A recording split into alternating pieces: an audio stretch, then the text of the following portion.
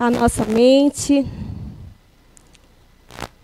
para essa tarde de conhecimento, agradecendo a espiritualidade boa e amiga dessa casa, que está sempre pronta a nos ajudar, a nos intuir, e que possamos abrir a nossa mente para o aprendizado de hoje, que a leitura ela possa ser esclarecedora, que possa vir de encontro aos nossos anseios, aos nossos medos, que possamos ter coragem de enfrentar a cada dia, que a palestra do André possa vir com uma gama de conhecimento e que seja abençoado esse dia, essa semana. E assim damos início a mais uma palestra doutrinária dessa casa.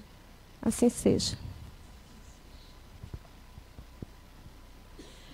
Destinação da Terra, causas das misérias humanas. Muito se surpreende por encontrar na Terra tanta maldade e paixões terríveis, tantas misérias e doenças de todas as naturezas.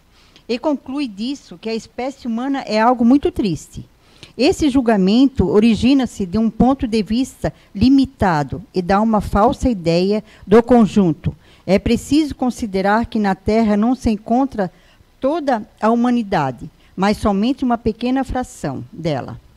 De fato, a espécie humana inclui todos os seres dotados de razão que povoam os incontáveis mundos do universo. Pois bem, o que é a população da Terra comparada com a população total desses mundos? Bem, menos do que a de um lugarejo em relação à de uma grande nação. Portanto, a situação material e moral da humanidade terrena nada tem de surpreendente, se levarmos em conta a destinação da Terra e a natureza dos que a habitam. Boa tarde a todos, sejam todos bem-vindos.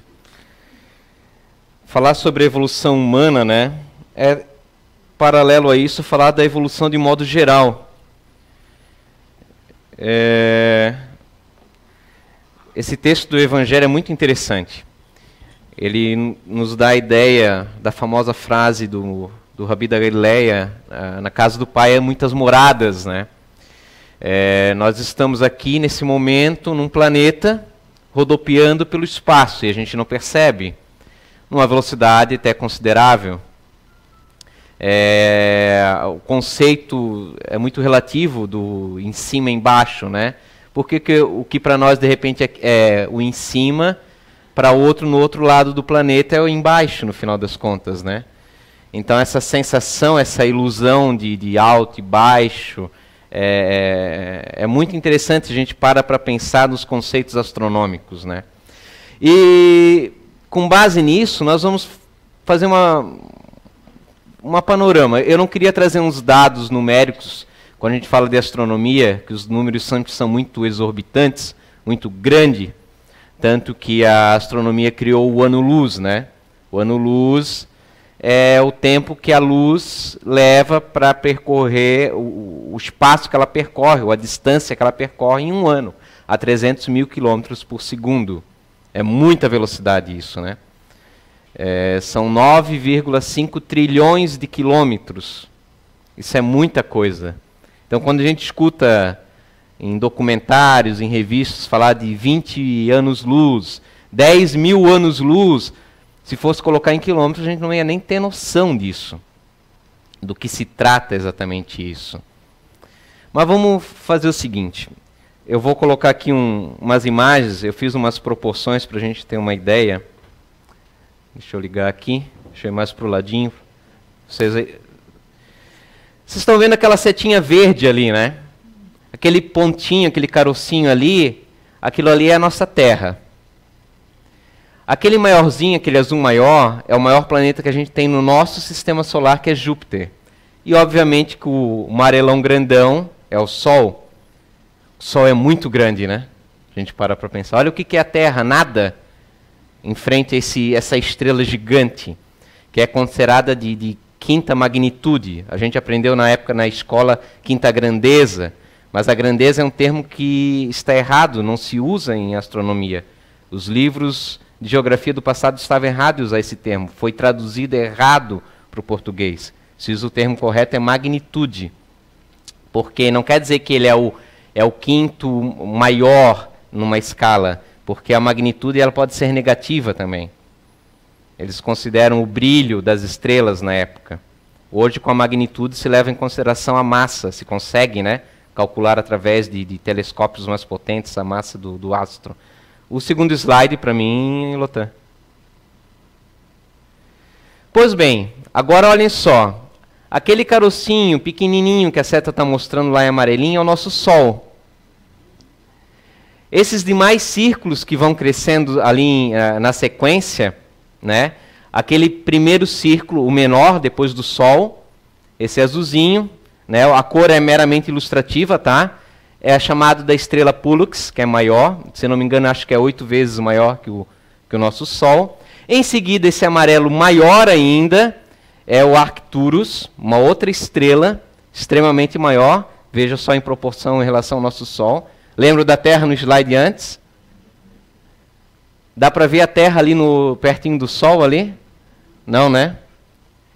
Esse outro gigante azulado aqui que a gente colocou, chamado Rigel, enorme. Porém, agora a gente chega nessa estrela vermelha, fabulosa, não dá nem para imaginar o tamanho de uma estrela dessa. É chamada de Aldebaran. Essa estrela é conhecida. É enorme essa estrela, não? Olha o Sol e olha ela. Próximo slide. Está vendo isso aqui? É Aldebaran. Vocês viram anteriormente. Essa seguinte é Betelgeuse. E essa grande aqui, uma das maiores catalogadas, é Antares. Vocês estão vendo o Sol aqui?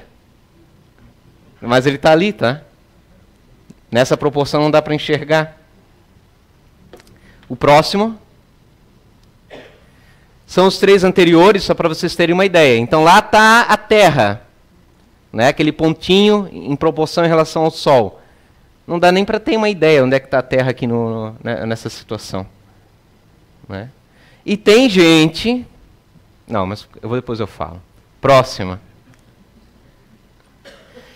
Isso aqui é mais ou menos para ter uma proporção do que, na verdade, da nossa... existe... esse pontinho minúsculo que está aqui, esse azulzinho, vocês lembram que vocês viram antes o Sol, né? Nós estamos no sistema solar hoje, temos a Terra, o terceiro planeta ali, com os demais girando ao redor. E esse sistema solar, junto com centenas de outros que estão próximos, aglomerados, o espaço imenso, e aqui aglomerado um monte de outras estrelas, inclusive o Sol, estão aqui juntas, no que a gente denomina de galáxia, que é a chamada Via Láctea, a nossa galáxia. Então, o Sol, pequenininho, né, e a Via Láctea, aquela coisa imensa, certo? São mais de 100 bilhões de estrelas dentro da Via Láctea. São 100 mil anos-luz de extensão, a Via Láctea. Lembra do ano-luz que eu falei para vocês? Quase 10 trilhões de quilômetros. Então são 100 mil anos-luz o tamanho da nossa Via Láctea. Esse pontinho azul é a nossa Via Láctea. Esse amarelão, vocês pensaram que era o contrário, né? O amarelão é uma das galáxias maiores recentemente descobertas. Eles recebem um código, é a IC1101. Ela tem 5,5 milhões de anos-luz. Enquanto a nossa Via Láctea tem lá umas 200 bilhões de estrelas, ela só tem 100 trilhões de estrelas ali dentro. Então, esta é a nossa Via Láctea, e isto aqui é outra galáxia. Isto aqui é uma galáxia, essa grandona é outra galáxia. Consideravelmente, muito, muito, muito maior que a nossa, que já é enorme. Próximo do nosso Sol, a estrela mais próxima é a Alfa Centauro. A luz, para chegar aqui, leva 4 anos para chegar. Ou seja, quando você vê aquela estrelinha, que pelo mapa astronômico, você sabe que é a próxima Centauro, a Alfa Centauro lá no céu, na verdade você não está vendo ela hoje, você está vendo ela como ela era há 4 anos atrás. Aquela posição que ela está ali é de 4 anos atrás. Porque a luz, nós enxergamos através da luz. Ela bate no objeto, volta para nós, para o nosso nervo óptico, e aí temos a visão. Então ela leva 4 anos para chegar até aqui. Né? Muitas vezes tem muita estrela no céu que a gente está olhando e elas nem existem mais. Já se extinguiram, às vezes, há milhões de anos atrás. Mas a luz ainda está chegando. Ela saiu antes de morrer de lá, está percorrendo o espaço e está chegando só agora. Às vezes, milhões de anos depois, para chegar aqui. Se nós pudéssemos, né, viajar à la volonté, como dizem os espíritos, na velocidade do pensamento, que é instantâneo, como eles costumam falar através do livro dos espíritos, né, aquele livro de perguntas e respostas de Allan Kardec, que eles comentam de que para o espírito eles pensam e lá estão. Se nós pudéssemos percorrer o universo nosso e chegar nas primeiras luzes que foram emanadas com o famoso Big Bang, que é atualmente a teoria popular mais conhecida e a mais aceita no meio acadêmico, que antigamente o universo estava comprimido num ponto em comum e de repente, como uma mola, alguém soltou e ele começou a expandir. Se pudéssemos chegar aos confins do universo e pegar as primeiras luzes, nós veríamos como o universo era no seu início. Porque aquelas luzes que estão lá, vamos dizer, no infinito, no sentido de que não tem nem como imaginar a distância que ela está agora, depois que o nosso universo tem quase 14 bilhões de anos de existência, ou seja, 14 bilhões de anos percorrendo a velocidade da luz, nós não consegue nem imaginar isso. Próxima. Aqui seria o nosso universo. O nosso universo aqui, ele tem mais ou menos, calcula-se hoje a sua distância de uma ponta a outra em torno de uns 91, 92, não há bem um consenso, bilhões de anos-luz de distância. Isso é muita coisa. Não dá nem para a gente conseguir imaginar isso. Surgiu, então, esse Big Bang, conforme as teorias modernas, há uns 13,7 bilhões de anos atrás. A nossa Via Láctea ela se formou também muito próximo disso. Também dentro da casa dos 13 bilhões, 13,3. Alguns centenas de milhões de anos depois, a nossa Via Láctea começou a se formar.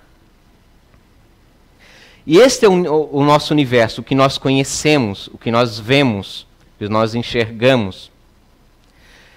E não estou falando nem de dimensão espiritual ainda. Próxima. Vocês estão vendo esse pontinho vermelho? É o universo visível para a física. E tudo esse restante aqui é o universo de fato para a física. Para a ciência física. Só 5% do nosso universo, a física astronômica chegou a cálculos, são formados pela matéria que nós conhecemos, de prótons, nêutrons, neutrinos, tudo que é visível, estrelas. Está tudo aqui, nesses 5%. Os outros 95%, mais ou menos, não exatamente, 25% de matéria escura e 75% de energia escura. Termos criados recentemente para o que eles ainda não sabem, mas os cálculos de física necessitam da existência tanto dessa matéria quanto dessa energia escura, que são coisas diferentes, para explicar várias casualidades. Porque no Big Bang, tudo como uma mola, que ela se expande até um limite, ela tende a retornar. Até um certo tempo atrás, se acreditava que chegaria um momento que a expansão pararia e voltaria a um ponto inicial. Ainda há muitos físicos que concordam com essa teoria. Porém, novas observações detectaram que a expansão ela está continuando, quando deveria começar a diminuir, e além de continuar, está acelerando. Foi onde surgiu a necessidade, pelos cálculos matemáticos da existência de uma energia não detectável pelos aparelhos que nós possuímos, chamada de energia escura. Enquanto a matéria escura, em alguns casos, não há um consenso, talvez seriam os buracos negros. Estrelas de uma massa considerável, que queimaram todo o seu hidrogênio, morreram e afundaram no próprio peso do seu núcleo, gerando uma entidade onde não há tempo nem espaço dentro dela. E nada escapa dela, nem a luz, por isso chamado de buracos negros. Existia um físico chamado Coe, alemão, com sobrenome impronunciável. Ele criou a teoria dos buracos brancos, aonde, ao contrário do buraco negro, a matéria seria jogada para fora. Ele diz que o buraco negro está ligado através de um denominado buraco de minhoca a um buraco branco, onde ele suga de um lado e jogaria de outro, talvez dentro do nosso próprio universo ou até em outros universos. Não são teorias novas. Desde 1910, 1920, já se vêem os físicos conversando, só que chegou somente agora a nível popular, em que nós começamos a debater sobre isso. Os filmes de ficção ajudaram bastante, em termos de mentalidade popular, a compreender esses conceitos que são muito difíceis. A física quântica, que a gente escuta tanto agora, não é a criação de agora. Ela é a criação do início do século XX. Só que só agora nós estamos parando para debater dentro de outros assuntos, e é muito interessante. A física quântica nos diz agora, das descobertas dela, que a matéria, na verdade, ela é como se fosse formada por um fluxo de um vazio quântico, um termo muito difícil, estranho. Ou seja, ela seria formada por não partículas, por uma energia. Apesar de ser formada o seu núcleo lá daqueles prótons e nêutrons que a gente aprendeu na escola, dentro deles é formado por 3 quarks. Mas a massa desses partículas subquânticas não é o suficiente para explicar a massa atômica dos átomos, da matéria, o peso das coisas. É uma incógnita ainda. Há muita pesquisa que está sendo feita, é muito bacana isso. 5% só do que nós temos debatido, que nós nem compreendemos ainda, é o que preenche o universo. O restante ainda é tudo uma incógnita. Não há aparelhagem para medir. O tamanho daqueles 90 bilhões de anos-luz, que é o universo, é dessa parte aqui, que nós podemos mensurar. Por que isso? Porque acima de 45 bilhões de anos-luz, não dá tempo da luz voltar para nós. É muito longe. Então nós não conseguimos medir além disso. Se calculou que daqui até 45, então deve ter 45 mais do outro lado, o total é como se estivéssemos, hipoteticamente, no centro de alguma coisa. Temos 90. Mas, obviamente, que deve se expandir muito além.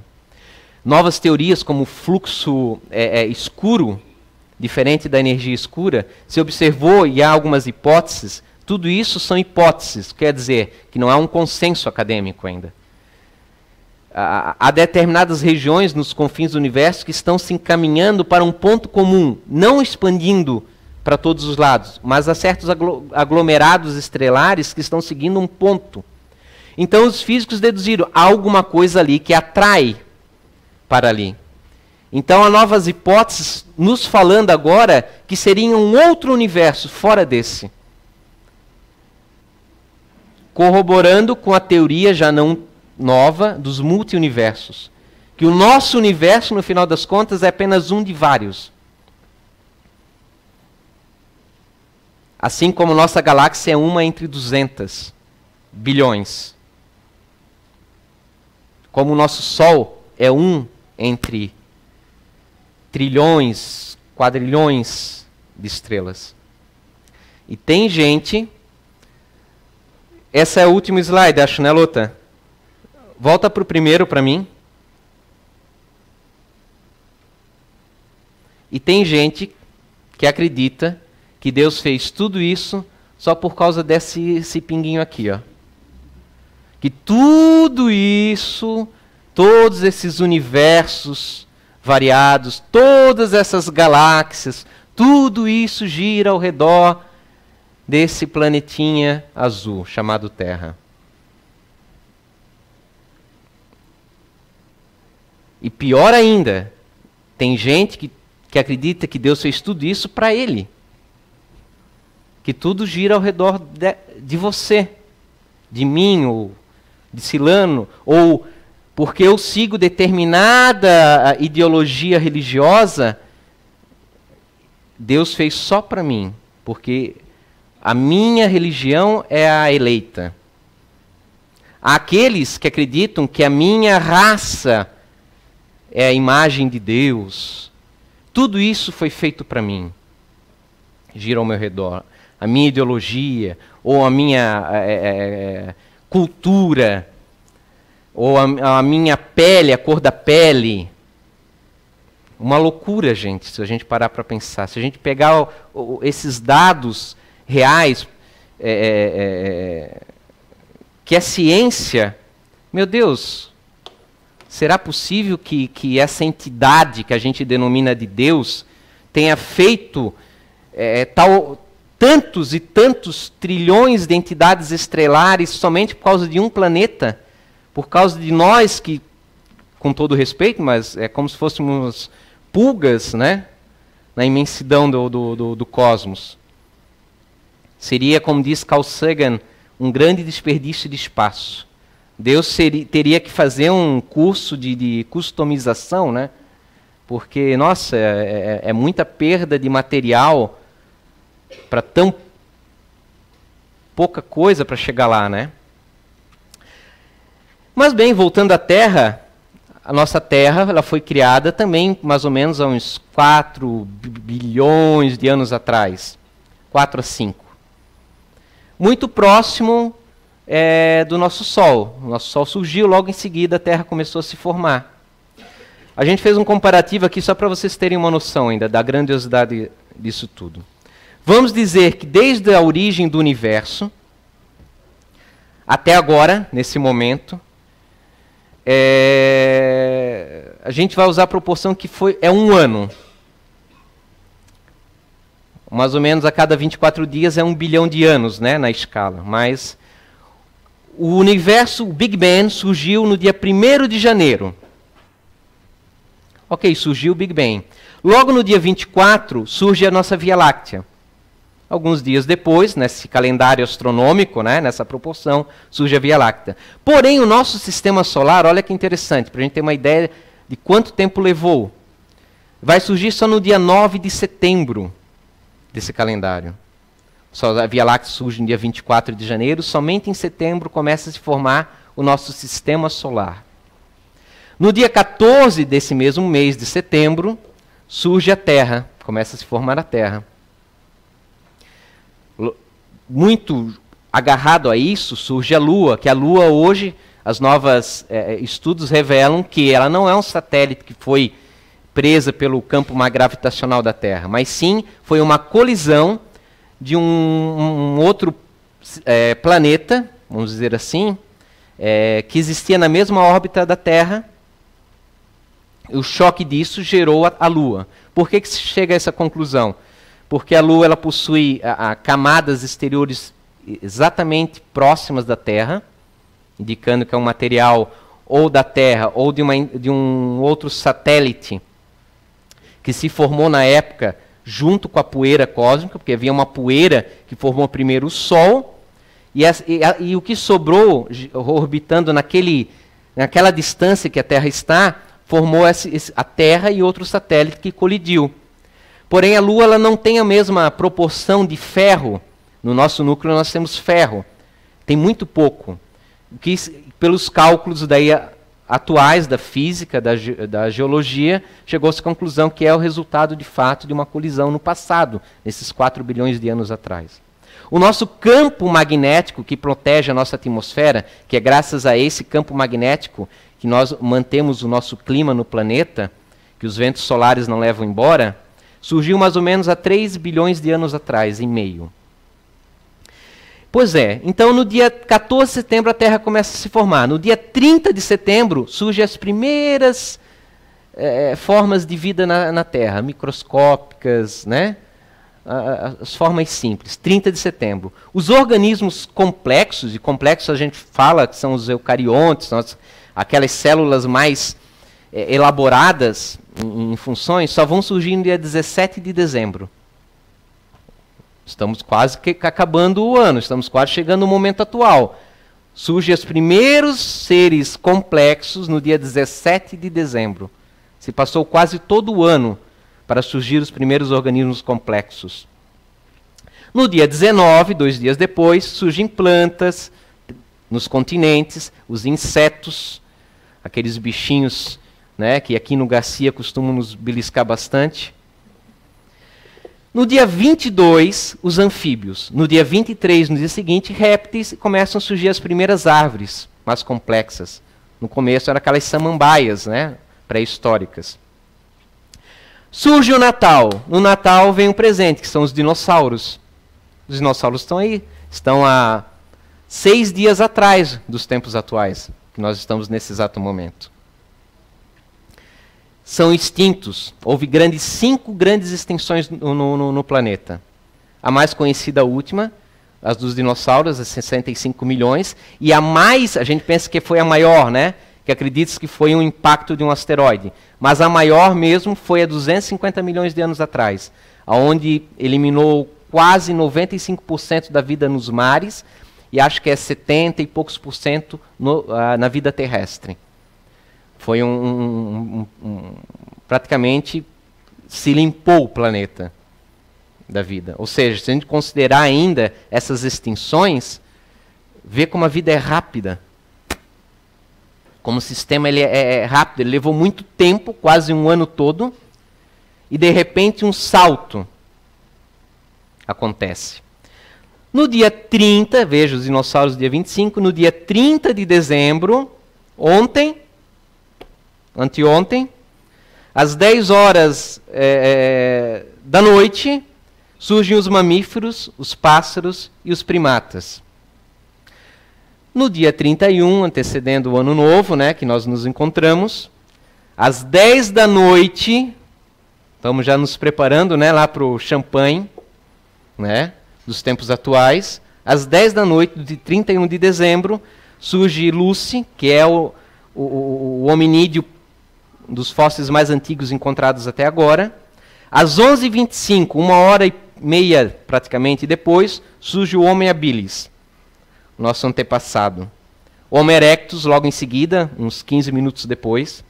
Às 11h57, 3 minutinhos para chegar nos tempos atuais, surge o homem de Neandertal, que é outra espécie de homem. Não tem relação conosco. Conviveu conosco.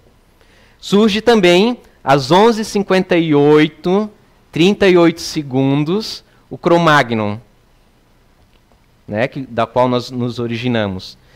E, faltando 3 segundos, na verdade 63 segundos para meia-noite, às 11 horas, 58 minutos e 57 segundos, surge a nossa espécie, o Homo sapiens sapiens. Em 63 segundos, desde o seu surgimento até agora.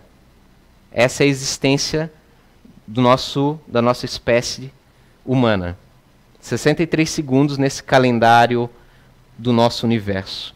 De 365 dias, desde a sua origem até agora, nós estamos aqui há apenas 63 segundos. Se considerarmos a nossa evolução intelectual, que ela tem um auge na Grécia Antiga, né? Para nós ocidentais, pelo menos, surgindo pessoas com um intelecto fabuloso, pegarmos os gregos antigos até agora, são 5 segundos de existência. Se pegarmos ainda o ano de 1500 depois de Cristo, quando começa o descobrimento das Américas, o surgimento, o retorno, né, do surgimento dos estudos científicos, muito gradativos, é 1 segundo. Se pegarmos 150 anos atrás, quando surge esse boom das ciências, segunda metade do século XIX, quando surgem de fato as pesquisas médicas, tecnológicas, a revolução industrial, o surgimento do carro, do avião, do computador, do transistor, da válvula para o transistor. Encontramos agora a clonagem, 1/3 de 1 segundo. Ou seja, desde o surgimento dos organismos mais complexos, seriam 3 meses, 2 meses e meio atrás. Nós demos um boom intelectual a 1/3 de segundo. Isso é muito rápido. Como é que pode? Por que essa diferença? Porque quase 3.000 anos para acontecer um boom desse. De repente, houve, sem dúvida, homens de um intelecto muito à frente do seu tempo. Se pegarmos somente essa cultura grega, Sócrates, Platão, seu discípulo Aristóteles teve uma influência enorme nas ciências, milênios depois. A ciência que nós conhecemos tem fundamentação nas obras de Aristóteles, na sua metodologia, não que quer dizer que ele acertou em tudo. Por exemplo, na época de Aristóteles, séculos antes de Cristo, ele já dizia que a Terra era esférica, ela era redonda, porém, ele acreditava em 4 elementos, fogo, terra, né, ar. E como a Terra era um elemento pesado, teria que estar no centro do universo.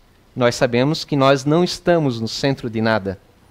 Não há nem centro, no final das contas. Não há nada que gravita ao nosso redor. Mas eram homens fabulosos à frente do seu tempo. Surgimento de aço, o aço só vai surgir nos tempos modernos, mas é famoso o chamado aço de Damasco. Um material fortíssimo, que alguns descobriram.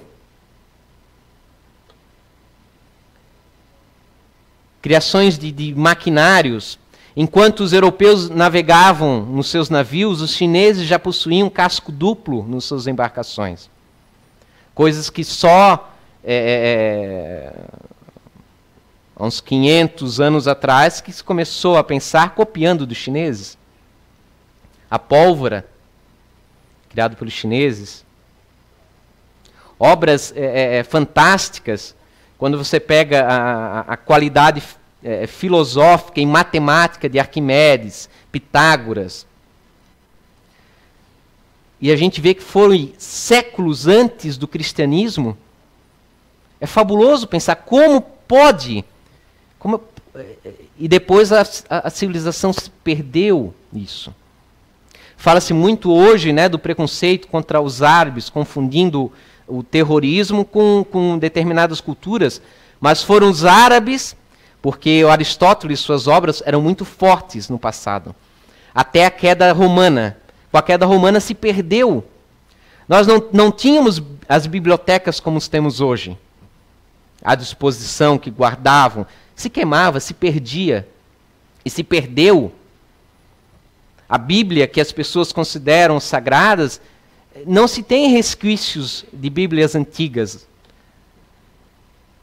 Há livros de 1000 anos atrás, mas dos primórdios não se tem.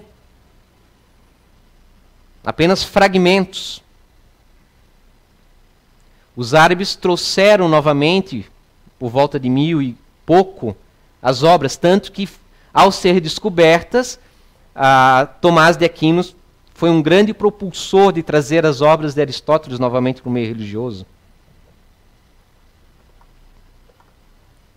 Quantas coisas! Em 1500, a Reforma Protestante,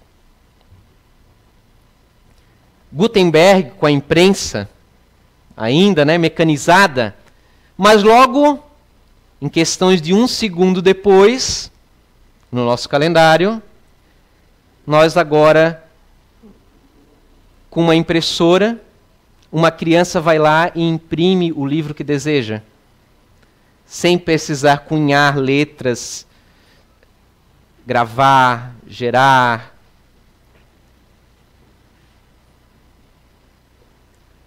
Somos capazes de enxergar as células microscópicas, seres, micróbios, bactérias de proporções maiores, que Pasteur criou a penicilina e falaram que isso não existe. Nós hoje comprovamos quantas coisas que nós vamos descobrir e comprovar que nos é difícil. Em 200 anos, a capacidade intelectual humana avançou de uma forma imensa. Nós temos hoje em laboratórios pelo mundo criações de materiais que não estão na natureza, metamateriais, que permitem que um objeto seja camuflado de ondas eletromagnéticas, ou seja, blindado. Você criar um metal transparente, que nem vidro. Você criar um plástico que seja condutor de eletricidade. Você sintetizar a teia da aranha e gerar fios tão finos capazes de erguer um carro. Tudo isso não é mais utopia ou ficção. Existe, está sendo feito em laboratórios de Estados Unidos, Europa, os mais graduados. Já existe, foram feitos. Porém, não estão ainda em condições econômicas de estarem à disposição. São muito caros. Nanorobôs que serão capazes de levar remédios diretamente à célula cancerígena, sem ter que ter os resultados negativos da químio, afetando as células sadias.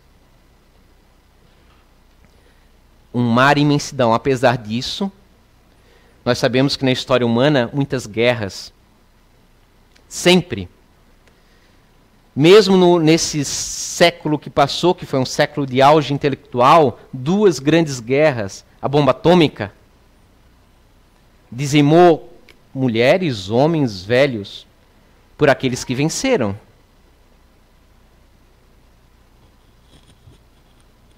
Mas essa tecnologia, se por um lado pode ser usada de forma negativa, e a gente vê, a gente às vezes está cansado de ver tanta violência. Mas a gente não deve esquecer que a mulher nunca teve tantos direitos na sociedade em toda a história da humanidade. Você que é mulher está num momento muito privilegiado. Por mais que possa achar que não, que ainda tem... Claro, há muita coisa que avançar, sempre há. Mas quantos ganhos? Quando a mulher era vista meramente como um objeto sexual, ou a poligamia imperava nas tribos. E onde há poligamia, me desculpa, não há afeição. Não há respeito, carinho de fato. Enquanto há respeito e carinho enquanto a pessoa não discordar do seu dono, do seu marido naquelas épocas. Quando discorda, era apedrejada, era mandada embora do lar e morria de fome ou se prostituía. As prostitutas do passado são diferentes das atuais. Se tratava realmente de uma necessidade de sobrevivência. E quantos outros ganhos? Apesar de nós termos críticas, claro, severas, e a gente costuma ver, esse pessoal dos direitos humanos, né, que só defende o bandido e não a vítima. Obviamente que é preciso colocar as coisas nos seus devidos lugares, mas existir um direito universal em que aglomerados de países devem seguir é um avanço inigualável. Não questionar se a pena de morte é ou não se deva usar É algo fabuloso no final das contas. Não faz muito tempo. Não faz 1/3 de segundo em que se perambulava de arma no coutre, nos velhos oestes, né? E ganhava aquele que fosse mais rápido. Não era o mais justo. Não era a pessoa mais boa. Era quem treinava mais a pistola. E aí é terra de ninguém. Não ganha quem trabalhou mais. Ganha aquele que for mais rápido. Antes disso, encostado a essas pistolas, o Colt, tínhamos a espada na Europa. Os duelos não eram duelos de honra, eram duelos dos espertos que treinavam mais, que esbarravam naquele que eles queriam eliminar, de repente porque gostavam da mesma mulher, ou queriam ficar com a herança ou o terreno daquele indivíduo, a fazenda, e chamavam para o duelo. E a pessoa tinha que aceitar, porque seria uma desonra. Ela ia já sabendo que morreria diante daquele que tinha uma esgrima melhor. Hoje não é aceitável isso. Temos o direito à propriedade, claro. Infelizmente temos a corrupção, e no nosso país imensa, só cego não vê. Mas em termos gerais, temos avançado muito, tivemos um salto intelectual. 1/3 de segundo. É o que nós apenas começamos a estudar as questões paranormais. Aquilo que sempre existiu, sempre houve pessoas aqui e acolá estudando. Aqui e acolá de cientistas. Um e outro estudioso. Não faz muito tempo atrás, 1/3 de segundo, 99% da população era analfabeta. Mal e mal sabiam alguma coisa de escrita, mas nenhum conhecimento mais do que isso. Hoje é obrigatório você colocar seu filho para estudar. Ou você vai para a cadeia. Há o que se melhorar ainda. Mas olha só, em termos globais, o que antes era exceção está se tornando algo comum. O que é 100 anos, né? Se em 100 anos nós evoluímos dessa forma, imagine daqui a mais 50, 100 anos. O que virá? Porque esse salto tem se mostrado nessas linhas, não aritmético, mas geométrico. Cada vez vai agregando mais, indo mais rápido. Logo haverá um salto ético. Logo teremos as impressoras 3D, o não desperdício, a poluição vai acabar. Os novos mecanismos que vão voltar a uma alimentação sadia, a disponibilizar às outras pessoas, haverá uma mudança do sistema. Hoje nós trabalhamos muitas vezes no que não queremos porque precisamos. Isso vai se modificar também. Posso dizer que amanhã, não de fato daqui a 24 horas, mas amanhã, talvez daqui a 1/3 de segundo, isso tudo vai mudar. Vai ser... Toda mudança leva algum choque, mas vai trazer um benefício enorme. Qual vai ser o pulo ético que vai acontecer? Temos agora surgindo, bem timidamente, transcomunicação, aparelhos para se comunicar com pessoas queridas que foram para outro lado. Até então, médiuns traziam cartas dessas pessoas comprovando que há uma outra dimensão que não está catalogada no universo físico. Não é nem matéria escura, nem energia escura. É sim um plano de luz muito maior. Nos escapa da capacidade cerebral de 3 dimensões que o corpo humano possui. Está além do nosso entendimento, mas é real, sendo estudado. Só se começou a estudar isso há 150 anos. Até então havia muito misticismo e ainda há. Mas aí a gente pega Allan Kardec, Ernesto Bozano, tantos outros, que não nos caberia aqui mencionar, Hernani Guimarães Andrade, para mencionar nosso brasileiro. Quanta coisa que vai surgir disso. É o início é devagar, e de repente, quando chega-se à linha, dá um salto. Há um salto quântico na evolução. Assim como nas nossas vidas. É difícil sair dos condicionamentos, há uma linha, é devagar. Passa-se 1, 2 meses da vida, do calendário da nossa vida. De repente estamos lá no dia 31 de dezembro, por terminar esta única vida, e aí acontece o salto quântico para nós.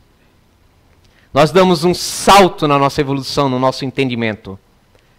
A vida se apresenta diferente, porque nós começamos a enxergar diferente, a ver diferente, a sentir e agir diferentemente, de forma ética, de forma nobre, como aquele Senhor de pele escura, porque o Jesus que nós vemos no retrato de olhos azuis não existiu.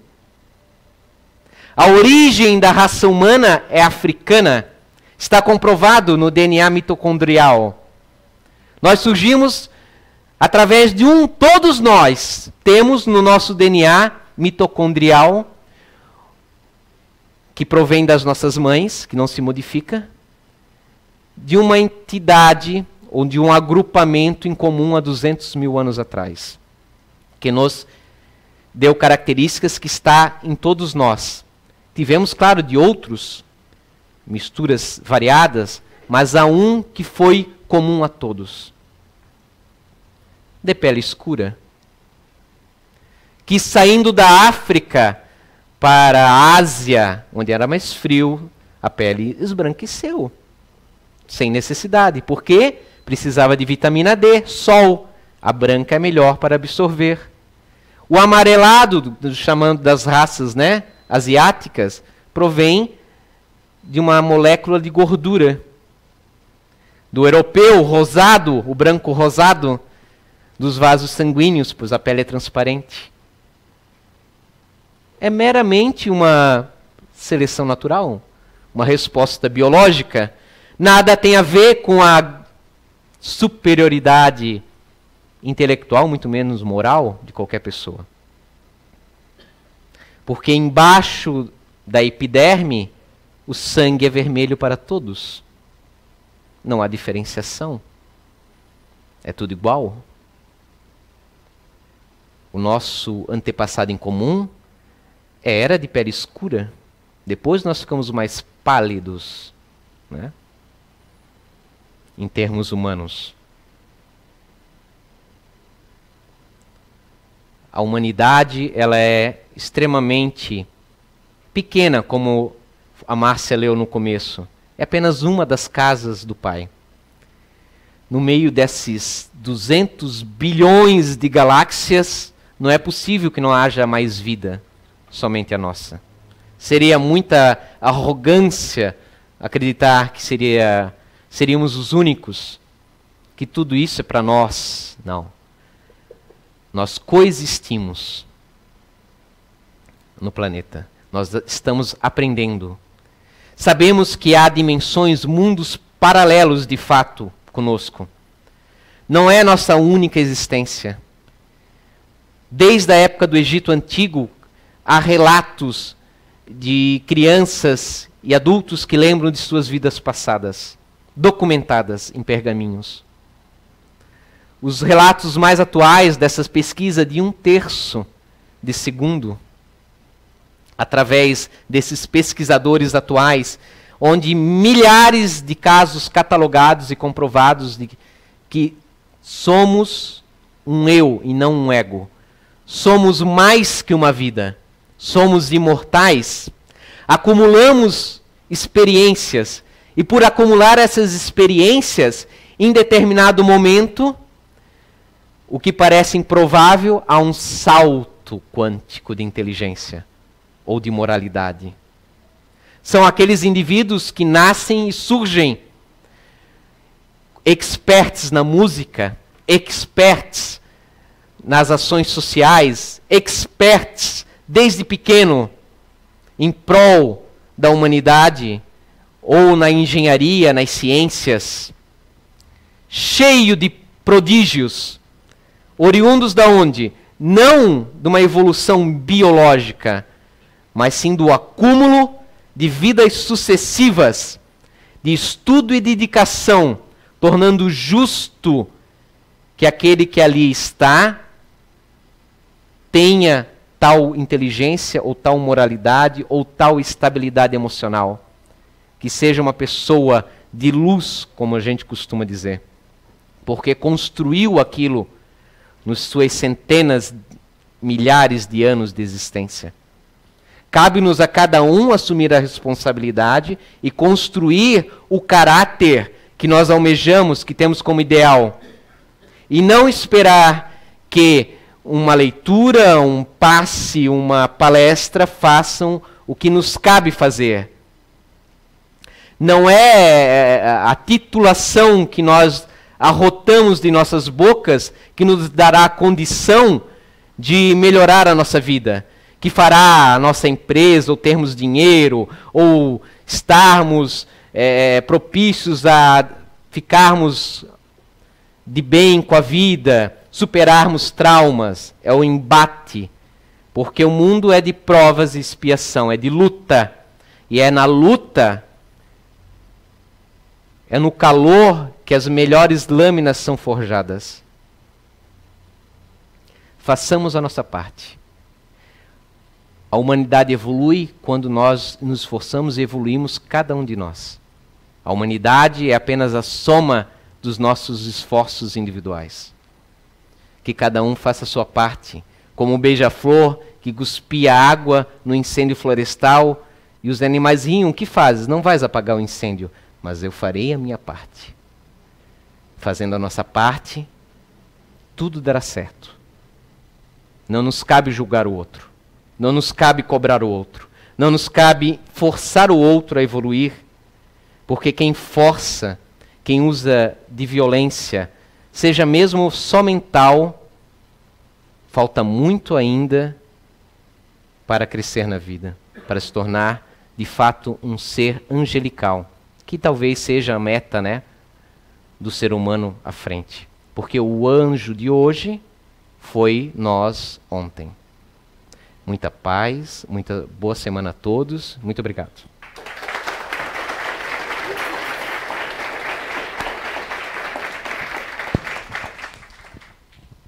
Obrigada, André, pela palestra maravilhosa. Que cada um aqui possa fazer a sua parte. Só lembrando, amigos, que quem consumiu bebida alcoólica, que deixe a sua ficha, porque a sala, às segundas, ela é preparada para tratamento espiritual, né? Então a gente sabe que o álcool ele é prejudicial. Então, mas que possa, né, na próxima palestra receber o passe, tá? Então vamos continuar em silêncio, elevando o nosso pensamento para receber tudo aquilo que cada um precisa, tá? Então, André, com você.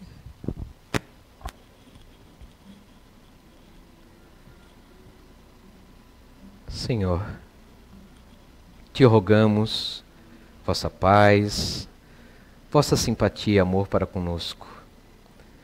Que saibamos o momento adequado de falarmos as verdades ao nosso próximo, de calarmos diante da nossa ignorância.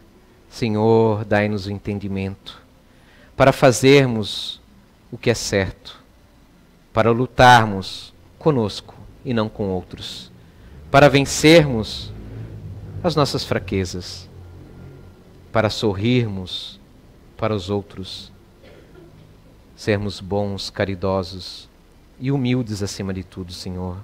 Somos tão pequeninos na vida, tão pequenos na imensidão do universo, no infinito do cosmos.